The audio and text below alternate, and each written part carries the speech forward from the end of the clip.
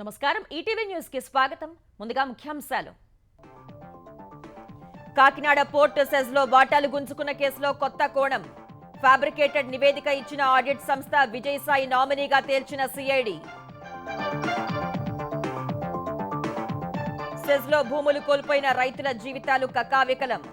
GO ప్రకారం తిరిగి పొందలేక అవస్థలు. 19 ఏళ్లుగా అధికారుల చుట్టూ ప్రదక్షిణలు. నేడు విశాఖలో డీప్ టెక్ సదస్సుకు హాజరు కానున్న చంద్రబాబు. నగరానికి 4 లక్షల కోట్ల విలువైన ప్రాజెక్టులు వస్తాయని ముఖ్యమంత్రి వెల్లడి. తెలంగాణకు ప్రత్యేక విపత్తు నిర్వహణా దళం. నేడు ప్రారంభించనున్న ముఖ్యమంత్రి రేవంత్. అగ్నిమాపక విభాగానికి నూతన జవసత్వాలు.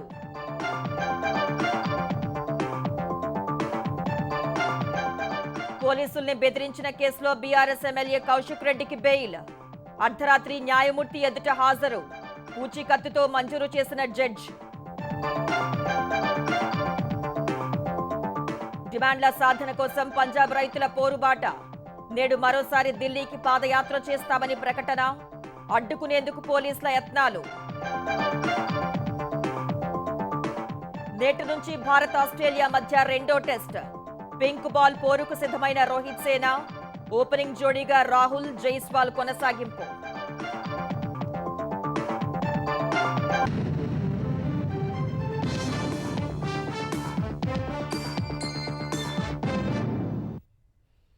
కాకినాడ పోర్ట్ సెజ్ లో వాటాలు గుంజుకున్న కేసులో కొత్త కోణాలు వెలుగులోకి వస్తున్నాయి. కాకినాడ సీ పోర్టుపై ఆడిటింగ్ కోసం నియమించిన PKF Sridhar and Santhanam LLP సంస్థ వైసీపీ ఎంపీ విజయసాయిరెడ్డి నామినీయేనని సిఐడి గుర్తించింది. రాష్ట్ర ప్రభుత్వానికి 965 కోట్లు ఎగవేశారంటూ తప్పుడు నివేదికలు ఇచ్చిన పీకేఎఫ్ శ్రీధర్ అండ్ సంతానం సంస్థ సీ పోర్ట్ అరబిందో పరం కాగానే ఆ మొత్తాన్ని కేవలం 9 కోట్లకు తగ్గించేసింది. వైసీపీ హయాంలో Kakinada sea ports limited KSPL Kakinada సెజ్జుల్లోని 3,600 కోట్ల విలువైన వాటాల్ని కర్నాటి వెంకటేశ్వరరావు నుంచి బలవంతంగా లాగేసుకున్న కేసులో నిందితులైన PKF Sridhar and Santhanam LLP audit company Vijayasai Reddy నామినీయేనని సిఐడి గుర్తించింది. చెన్నై కేంద్రంగా పనిచేసే ఈ సంస్థకు ఆయనతో అత్యంత సన్నిహిత సంబంధాలు ఉన్నాయని తేల్చింది. కేఎస్పీఎల్లో కేవీ రావుకు చెందిన Kakinada infrastructure holdings private limited కేఐహెచ్పీఎల్కు ఉన్న 41.12% వాటాను ఎలాగైనా లాక్కోవాలనే కుట్రలో భాగంగానే స్పెషల్ ఆడిట్ కోసం PKF Sridhar and Santhanam LLP కంపెనీని ఎంచుకున్నారు. ఈ నిర్ణయం నాటి వైసీపీ ప్రభుత్వ పెద్దలు విజయసాయిరెడ్డితో కలిసి తీసుకున్నట్లు సిఐడి నిర్ధారణకొచ్చింది. రాష్ట్రంలో ప్రభుత్వ ప్రైవేటు భాగస్వామ్యంతో నడుస్తున్న పోర్టులన్నింటిలోనూ PKF Sridhar and Santhanam LLP కంపెనీతో స్పెషల్ ఆడిట్ నిర్వహిస్తున్నట్లు 2019 నవంబర్ 13న వైసీపీ ప్రభుత్వం మెమో జారీ చేసింది. కానీ మిగతా పీపీపీ పోర్టుల్లో ఎక్కడా ఆడిట్ సాగలేదు. కేవలం కాకినాడ సీపోర్ట్లోనే చేపట్టారు. ఆ నివేదిక అడ్డం పెట్టుకుని అందులోని వాటాలు లాక్కున్నట్లు సిఐడి ప్రాథమికంగా గుర్తించింది. కేవలం కాకినాడ సీపోర్టుపైనే స్పెషల్ ఆడిట్కు ఆదేశిస్తే దురుద్దేశం తెలిసిపోతుందనే ఉద్దేశంతో మిగతా పీపీపీ పోర్టుల్లోనూ ఆడిట్కు ఆదేశించినట్లు మెమో ఇచ్చారని నిర్ధారణకొచ్చింది. అప్పట్లో ఏం జరిగిందనే దానిపై సంబంధికులందరినీ విచారించి వాంగ్మూలాలు నమోదు చేస్తోంది. రాష్ట్ర ప్రభుత్వానికి వాటాగా చెల్లించాల్సిన మొత్తంలో 965 కోట్ల రూపాయల్ని కేఎస్పీఎల్ ఎగవేసిందంటూ 2020 మార్చి 30న పీకేఎఫ్ శ్రీధర్ అండ్ సంతానం సంస్థ ఫ్యాబ్రికేటెడ్ నివేదిక సమర్పించింది. దానిపై 30 రోజుల్లోగా అభిప్రాయాలు చెప్పాలంటూ 2021 జనవరి 1న కేఎస్పీఎల్కు ఏపీ మారిటైమ్ బోర్డు సీఈఓ లేఖ రాశారు. PKF Sridhar and Santhanam LLP నివేదికలోని అభ్యంతరాలన్నింటికీ కేఎస్పీఎల్ సమగ్ర వివరణలు పంపింది.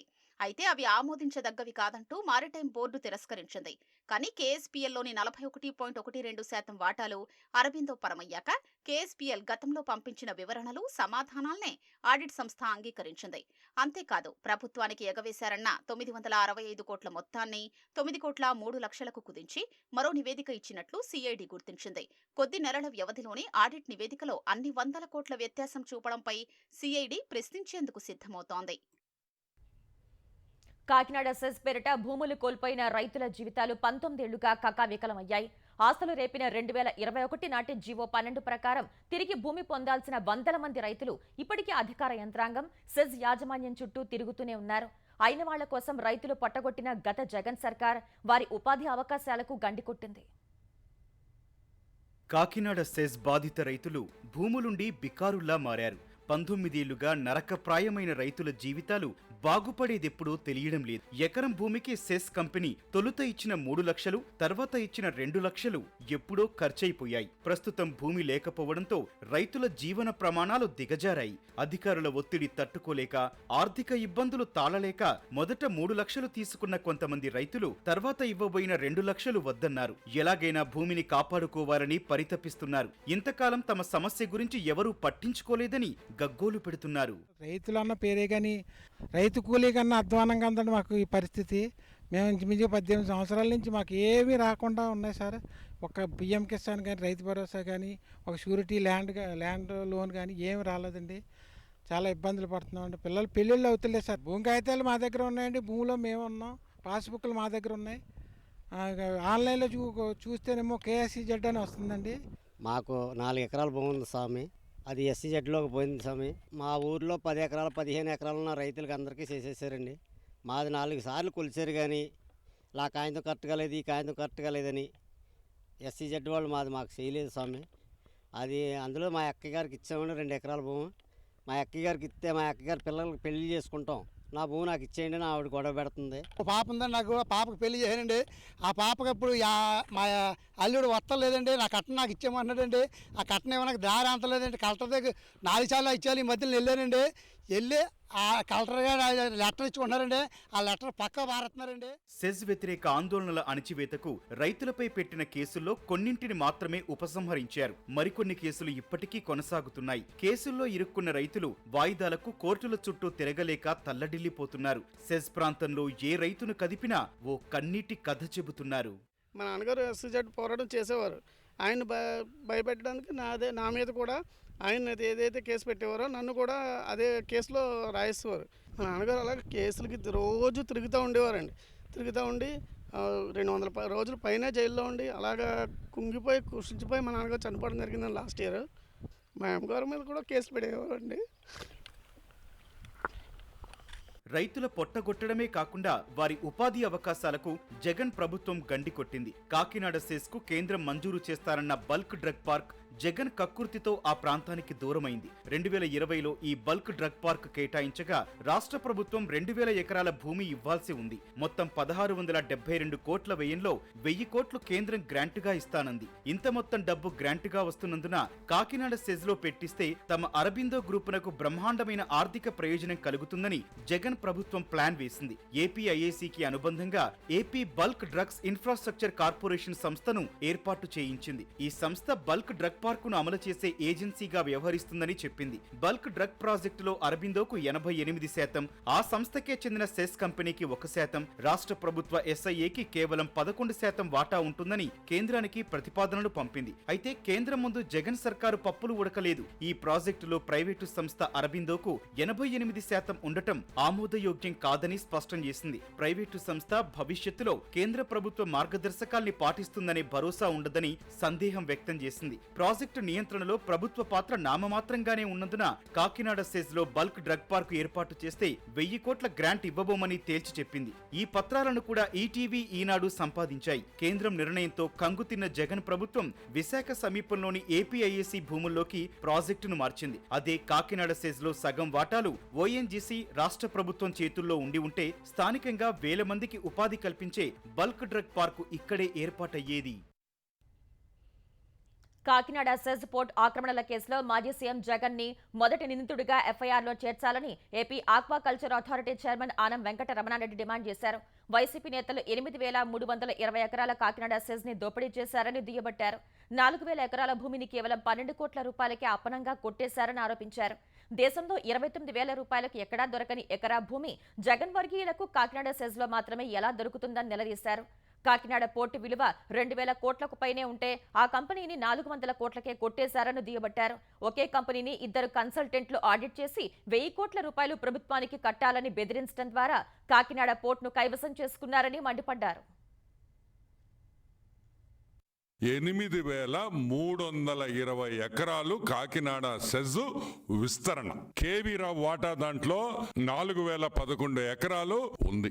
Rohit Chaturvedi is a consultant. ఈయన కాకినాడ సెజ్ గురించి ఒక రిపోర్ట్ ఇచ్చాడు. ఒక్కొక్క ఎకరా రేటు 50,24,000 రూపాయలు.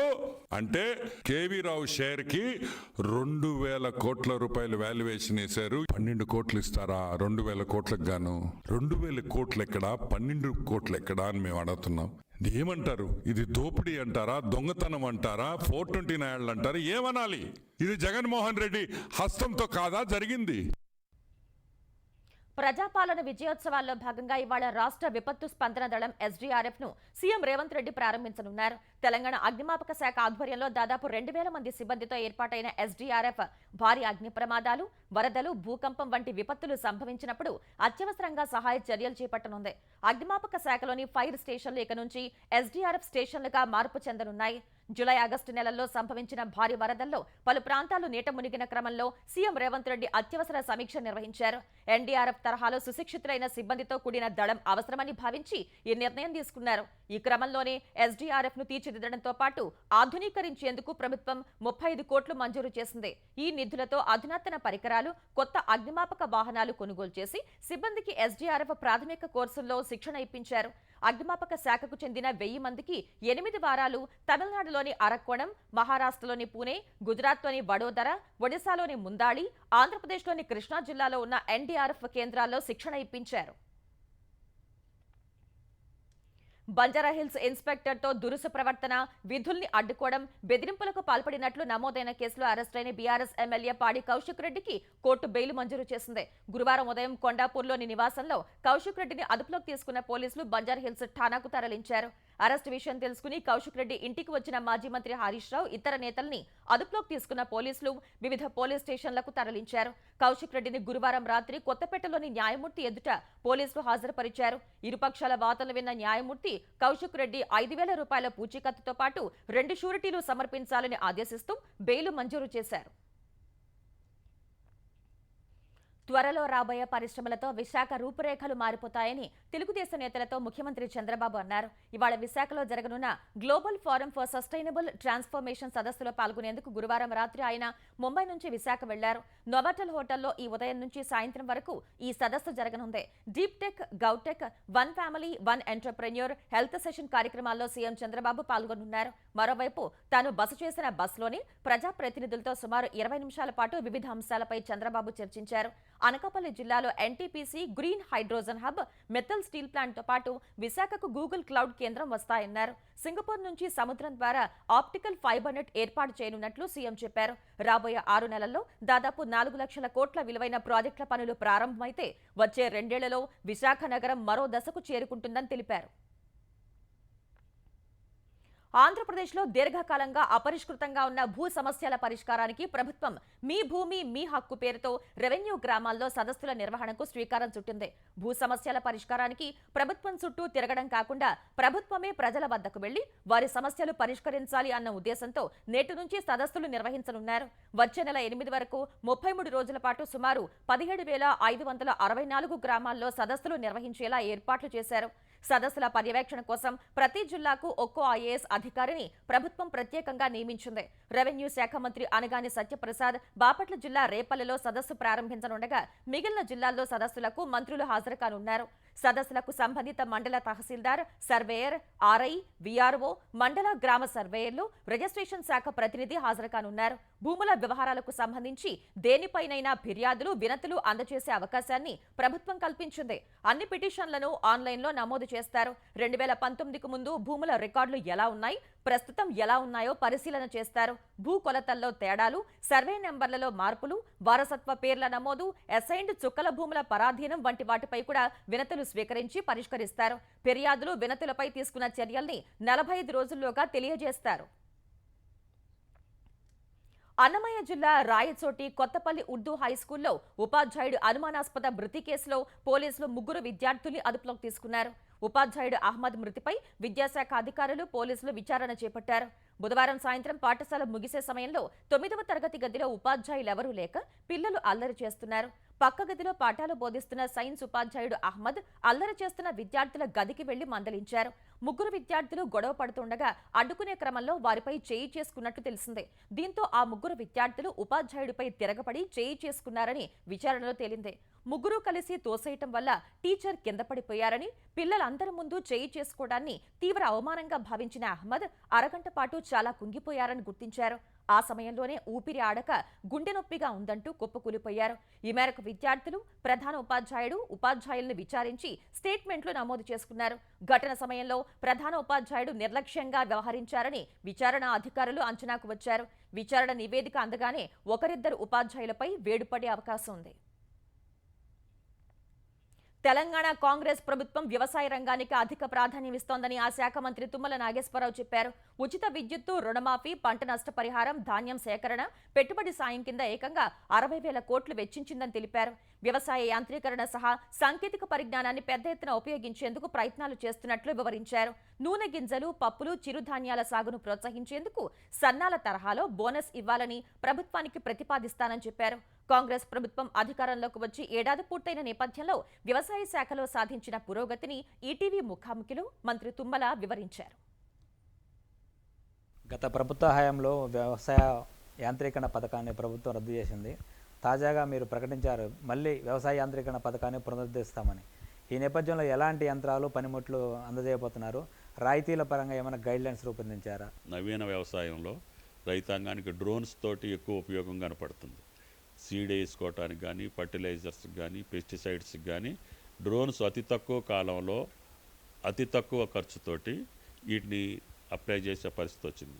అందుకనే వీటినన్నిటినీ కూడా శ్రీశక్తి గ్రూపుల ద్వారా డ్రోన్స్ సప్లై చేయాలని, యాంత్రీకరణలో రైతుకి ఈ సమకాలీన పరిస్థితుల్లో ఏది అవసరం అదే సబ్సిడీకి మన ఇష్టం వచ్చింది కాకుండా రైతుల కోరిక మేరకు ఇవ్వాలనేది నా విధానం. భవిష్యత్తులో సెటిలైట్ ఇమేజ్ ద్వారా రాష్ట్రంలో పండేటటువంటి పంటల యొక్క వివరాలు, ఏ పంట ఏ రోజున ఎప్పుడు వేశారు, ఎంత వేశారు, ఆ పంటకు వచ్చేటటువంటి తెగుళ్ళు, వాటికి నివారణోపాయాలు మొత్తం కూడా టెక్నాలజీయే మనకు చెప్పే పరిస్థితి ఉంది.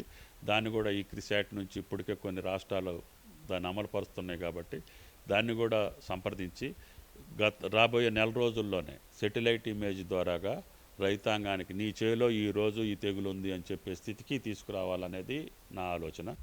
ఈ ఏడాది ఖరీఫ్ సీజన్ ఆల్రెడీ పూర్తయిపోయింది. ఇంతవరకు మన రైతు భరోసా స్కీమ్ ఇంకా అమలు కావడం లేదు.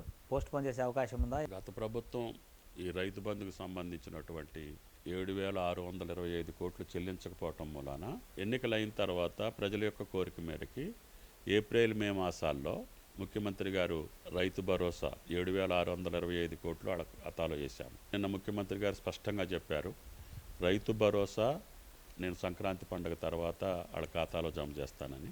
సన్నాలకు ఇచ్చే బోనస్ తప్పకుండా కంటిన్యూ అవుతుంది. వేసవి కాలంలో కూడా యాసంగి పంటకు కూడా ఇవ్వాలనేది ముఖ్యమంత్రి గారి నిర్ణయం. వాతావరణ మార్పుల కారణంగా తలెత్తిన సంక్షోభానికి అభివృద్ధి చెందిన దేశాలే కారణమని భారత్ తెలిపింది. ఈ మేరకు అంతర్జాతీయ న్యాయస్థానంలో వాదనలు వినిపించింది.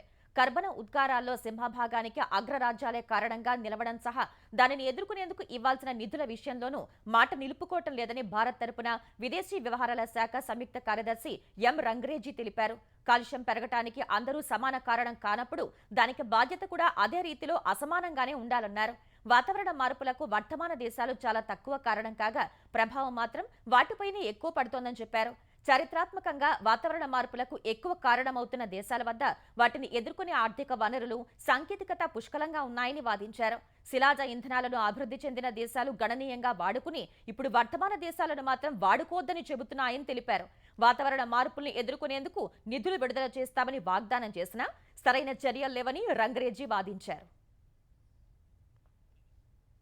పంజాబ్లోని శంభో నుంచి 101 మంది రైతులతో కూడిన బృందం ఇవాళ ఢిల్లీకి మార్చిగా బయలుదేరుతుందని రైతు నాయకుడు స్వరణ్ సింగ్ పంధేర్ ప్రకటించారు. తమ పాదయాత్రను ప్రభుత్వం అడ్డుకుంటే రైతుల నైతిక విజయంగా పరిగణిస్తామని చెప్పారు. పంటల మద్దతు ధరకు చట్టబద్ధత కల్పించడం సహా వివిధ సమస్యలను పరిష్కరించాలని డిమాండ్ చేస్తూ కేంద్రానికి వ్యతిరేకంగా రైతులు కొన్నాళ్లుగా నిరసన చేపడుతున్నారు.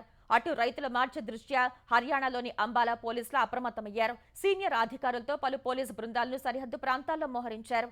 పాదయాత్ర, ట్రాక్టర్లతో ర్యాలీలపై నిషేధం విధిస్తూ అంబాలా డిప్యూటీ కమిషనర్ ఉత్తర్వులు జారీ చేశారు. బోర్డర్ గవాస్కర్ ట్రోఫీలో భాగంగా పెర్త్లో జరిగిన తొలి టెస్టులో ఘన విజయం సాధించిన భారత క్రికెట్ జట్టు ఇవాల్టి నుంచి అడిలైడ్లో డే అండ్ నైట్ జరిగే పింక్ బాల్ టెస్టుకు సిద్ధమైంది. ఆస్ట్రేలియా PM11 జట్టుతో జరిగిన పింక్ బాల్ ప్రాక్టీస్ మ్యాచ్లో కూడా గెలిచిన భారత జట్టు అడిలైడ్లో అదే జోరు కొనసాగించాలని పట్టుదలతో ఉంది. 4 ఏళ్ల క్రితం అడిలైడ్లోనే జరిగిన పింక్ బాల్ టెస్టులో 36 పరుగులకే ఆలౌట్ అయి దారుణ పరాజయాన్ని మూటకట్టుకున్న భారత్ ఇప్పుడు గెలిచి ఊరట పొందాలని భావిస్తోంది. Captain Rohit Sharma, top order batter Shubman Gill అందుబాటులోకి వచ్చినందున రెండో టెస్టుకు భారత బ్యాటింగ్ ఆర్డర్లో మార్పులు జరగనున్నాయి. తొలి టెస్టులో విఫలమైన దేవదత్ పడిక్కల్, ధ్రువ్ జురేల్ బెంచ్కే పరిమితం కానుండగా రోహిత్ మిడిల్ ఆర్డర్లో దిగనున్నాడు. తొలి మ్యాచ్లో రాణించిన SSV జైస్వాల్, KL రాహుల్ జోడీ మళ్లీ ఓపెనింగ్ చేయనుండగా శుభ్మన్ గిల్ వన్ డౌన్లో ఆడనున్నాడు. రోహిత్ గిల్ చేరటం మినహా పెర్త్లో ఆడిన జట్టునే భారత్ కొనసాగించనుంది. అటు తొలి మ్యాచ్లో అనూహ్య ఓటమి చవిచూసిన ఆస్ట్రేలియా రెండో టెస్టులో గెలిచి సిరీస్ సమన్ చేయాలనే పట్టుదలతో కసరత్తు చేస్తోంది.